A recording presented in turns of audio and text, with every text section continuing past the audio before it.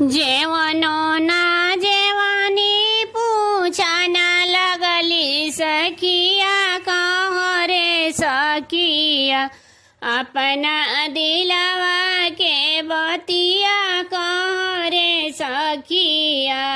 अपना ससुरा के बतिया कहो रे सखिया ना कहम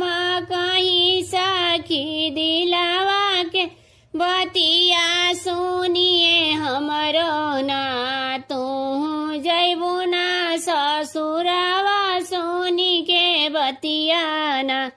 सासु मारे तनवा ना नादा बोले बोलिया गोतनिया हमरे ना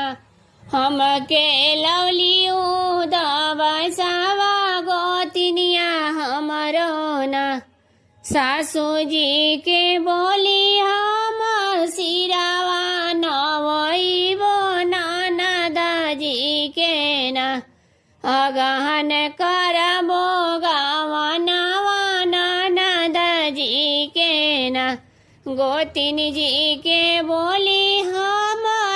लगा करइबो छुट्टी रे जइहे ना हमरो लावल दबसावा छोटी रे जइहे ना हमरा घर के